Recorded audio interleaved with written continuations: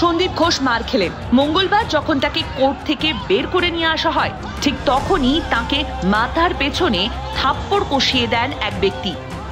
কে এই থাপ্পড়টি কষিয়েছেন ভিড়ের মধ্যে যদিও তা বোঝা যায়নি। এরপরই অবশ্য সন্দীপ ঘোষকে সিবিআই কর্তারা গাড়িতে নিয়ে উঠে সোজা নিজাম প্যালেসে নিয়ে যান। উল্লেখ্য, সোমবার রাতে গ্রেফতার করা হয় সন্দীপ ঘোষকে। এরপর মঙ্গলবার দুপুরে সিবিআই কর্তারা নিজাম প্যালেস থেকে আদালতে নিয়ে আসেন সন্দীপ ঘোষকে। আদালত নির্দেশ দেয় যে আগামী 8 দিন সন্দীপ ঘোষকে সিবিআই হেফাজতেই থাকতে হবে। এরপরই যখন কোর্টের বাইরে নিয়ে আসা হয় সন্দীপ ঘোষকে, ঠিক তখনই তাকে দেখে একদল মানুষ চোর চোর স্লোগান দিতে থাকেন। আর এরপরেই আচমকা এক ব্যক্তি ভিড়ের মধ্যে থেকে এসে সন্দীপ ঘোষের মাথায় এক থাপ্পড় কষিয়ে দেন।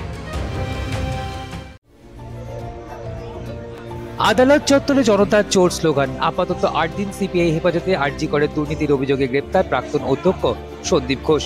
আদালত সূত্রে খবর, তার জামিনের কোনো আবেদনই করেননি তার আইনজীবী। এদিন আলিপুর আদালতে পেশ করা হয়েছিল সন্দীপ ঘোষ এই মামলায় ধৃত বাকি 3 জনকে। সিবিআইয়ের দাবি ছিল সন্দীপকে তারা 10 দিন হেফাজতে নেবে। সেই আবেদন অবশ্য খারিজ করে দিয়েছে বিশেষ আদালত।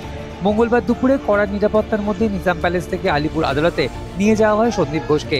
তাকে নিজাম প্যালেসের বাইরে বার করতেই প্রাক্তন অধ্যক্ষকে বিড়ম্বনার মুখে পড়তে হয়। তার বিরুদ্ধে চোর স্লোগান ওঠে। সেই ভিড় ঠেলেই আদালতে তোলা হয় সন্দীপকে। সন্দীপের সঙ্গে সিবিআই গ্রেপ্তার করেছে চিকিৎসা সরঞ্জাম সরবরাহ ব্যবসার সঙ্গে যুক্ত হাওড়ার সাঁকরাইলের বাসিন্দা বিপ্লব সিনহা এবং একটি ওষুধের দোকানের মালিক সুমন হাজরাকে। গ্রেপ্তার করা হয়েছে সন্দীপের নিরাপত্তারক্ষী আফসার আলীকেও।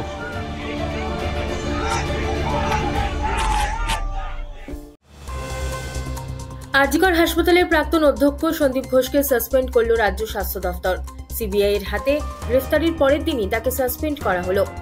মঙ্গলবার সন্ধে নাগাদ সাসপেন্ডের অর্ডার প্রকাশ করা হয়েছে। যদিও কি কারণে সাসপেন্ড করা হয়েছে নির্দিষ্ট সেই কারণ এখনো জানানো হয়নি। রাজ্য মেডিকেল কাউন্সিল থেকেও তাকে বিতাড়িত করা হয়েছে বলে খবর। গত 9 আগস্ট আরজিকর হাসপাতাল থেকে এক মহিলা চিকিৎসকের মৃতদেহ উদ্ধার করা হয়। অভিযোগ, তাকে ধর্ষণ করে খুন করা হয়েছে। তারপর থেকেই জুনিয়র ডাক্তাররা সন্দীপ ঘোষকে অপসারণের দাবি জানিয়ে আসছিলেন।